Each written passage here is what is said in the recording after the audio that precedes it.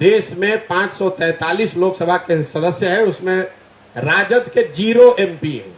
प्रधानमंत्री तो क्या, हम अपने घर के बाहर अमेरिका के राष्ट्रपति का चेयर लगाकर उस पर आपको बैठा दें तो उसका क्या मतलब है? अरे पहले एक MP तो जिता कर दिखाओ अपना भाई, देश का प्रधानमंत्री बनाने चले। अपना ठिकाना नहीं है और देश का प्रधानमंत्री आप बनाइएगा, देश की जनता सब बेवकूफ है, आपको सुन लेगी।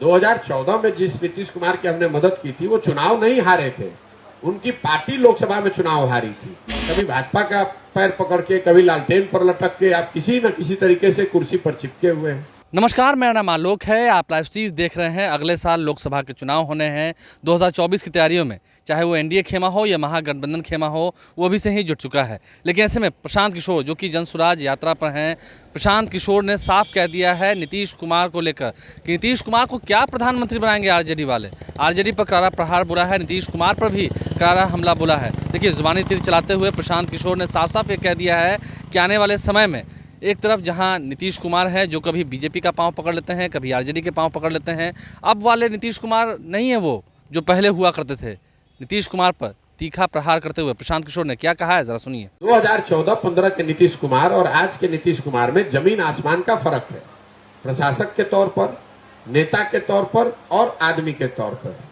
प्रशासक के तौर पर 14-15 में जिस नीतीश कुमार की मैंने मदद की थी, उसकी छवि ये थी कि 2005 से 2012-13 के दौर में बिहार में सुधार दिखा था। हम लोग को यहाँ राजनीति करने में कोई दिलचस्पी थी नहीं। नीतीश कुमार 2014 में हमसे दिल्ली में मिले, वो तब लोकसभा का चुनाव उनकी पार्टी हार गई थी। उन्होंने पद छोड़कर मांझी जी को मुख्यमंत्री बनाया था। तो मैंने उनको ये बताया कि आप मुख्यमंत्री बने, बिहार के लिए जो अच्छा काम कर रहे हैं आप कीजिए, वापस मुख्यमंत्री बनिए। अगर चुनाव में प्रबंधन या मदद की वजह से आप हार गए हैं तो वो मदद हम लोग करेंगे, कंधा लगाएंगे। मैंने आकर उनकी मदद की भी, 7 निश्चय की योजना भी बनाई। अब अगर आज वो काम ही नहीं कर रहे हैं तो उनका विरोध भी होना चाहिए।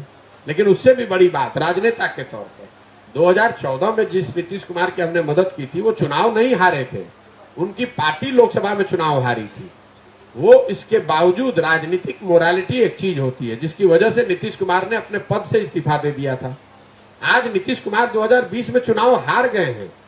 243 के विधानसभा में अगर आपके 40-42 विधायक जीते हैं तो आप तो चुनाव हार गए हैं। लेकिन फिर भी कोई ना कोई जुगत लगा के, कभी भाजपा का पैर पकड़ के, कभी लालटेन पर लटक के आप किसी न किसी तरीके से कुर्सी पर चिपके हुए हैं।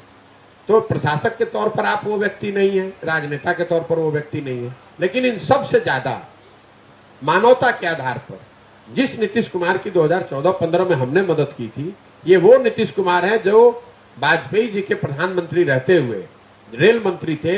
गैसल असम में एक रेल दुर्घटना हुई थी जिसमें 291 लोगों की मृत्यु हुई थी। नीतीश कुमार जी ने अपने पद से ये कह के इस्तीफा दिया था कि 291 लोगों की मृत्यु होने के बाद मैं इस पद पे कैसे रह सकता हूं। राजद की आप लोग बात करते हैं, आपके ध्यान के लिए बता दूं कि ये 0 MP की पार्टी है। देश में 543 लोकसभा के सदस्य है, उसमें राजद के 0 MP हैं। वो आपके लिए बहुत बड़ा दल होगा। हम भी इस काम को 10 वर्ष किए हैं और इतने बड़े स्तर पर किए हैं जो देश में किसी ने नहीं किया है। राजद जैसी पार्टी आज जिस दशा में है, वो कोई गणित, एक ऐसी स्थिति बन गई कि 10, 20, 50 उनके विधायक ज्यादा जीत कर आ गए। इसका मतलब ये नहीं है कि राजद की कोई बहुत तूती बोल रही है। उनके 0 MP हैं। इस तथ्य को ध्यान में रखिए। प्रधानमंत्री तो क्या, हम अपने घर के बाहर अमेरिका के राष्ट्रपति का चेयर लगाकर उस पर आपको बैठा दें तो उसका क्या मतलब है? अरे पहले एक MP तो जिता कर दिखाओ अपना भाई, देश का प्रधानमंत्री बनाने चले।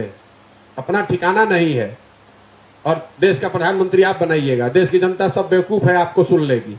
बिहार की जनता ने 40 में राजद का एक MP नहीं जिताया है और आप लोग ऐसा समझते हैं कि राजद इतना बड़ा दल है, जैसे लग रहा है कि अरे हर राज्य में ऐसे लोग हैं। उनकी क्या राजनीति, कितनी ताकत है भाई? अभी तो चुनाव हुआ था, कितना MP जीता हुआ है? मेरे भाई, यही एग्जैक्टली आप जो सवाल उठा रहे हैं, यही नीतीश कुमार के बारे में बात हो रही है। 14 के नीतीश कुमार, 15 में मैं आपको बता रहा हूं ऑन रिकॉर्ड, समझ लीजिए। कैबिनेट बनते समय मैं शामिल था उसमें। राजद के 4 ऐसे विधायक जिनके मंत्री बनाए जाने का प्रस्ताव लालू जी ने भेजा था, उसको इसलिए रोक दिया गया कि उन 4 लोगों का चरित्र उनका कैरेक्टर सही नहीं पाया गया। आज वही 4 लोग फिर जीतकर मंत्री बने हुए हैं। नीतीश कुमार मुख्यमंत्री हैं। यही बात तो मैं आपको समझाने की कोशिश कर रहा हूं कि जो नीतीश कुमार सुशासन के नाम पर जिसको जनता ने आशीर्वाद दिया, वो तो आज हर वो काम कर रहा है जो जंगल राज में जिसके खिलाफ में उनको वोट मिला था। चाहे वो कानून को तोड़ना मरोड़ना हो, अपराधियों को शरण देना हो, भ्रष्टाचार को बढ़ावा देना हो, जनता की चिंता न करना हो, शराब और बालू माफिया को प्रश्रय देना हो, यही बात तो जंगल राज में होता था, वही काम आज हो रहा है। फर्क थोड़ा ही सा इतना ही हो गया है कि पहले ज्यादा दिक्कत जनता को अपराधियों से थी, आजकल अधिकारियों से हो गई है। लेकिन बालू माफिया तो जितना जंगल राज में था उससे ज्यादा आज है। शराब माफिया जितना पहले था वो आज है। वही लोग सफेद पोश होकर अब शराब और बालू से हजारों करोड़ की लूट कर रहे हैं। पहले वो अपहरण करके पैसा कमा रहे थे, अब बालू और शराब बेचकर पैसा कमा रहे हैं। तो प्रशांत किशोर ने क्या कुछ कहा है? आरजेडी के लोग क्या प्रधानमंत्री बनवाएंगे नीतीश कुमार को, जिनका खुद का ठिकाना नहीं है, जिनके लोकसभा में खुद 0 सदस्य हैं?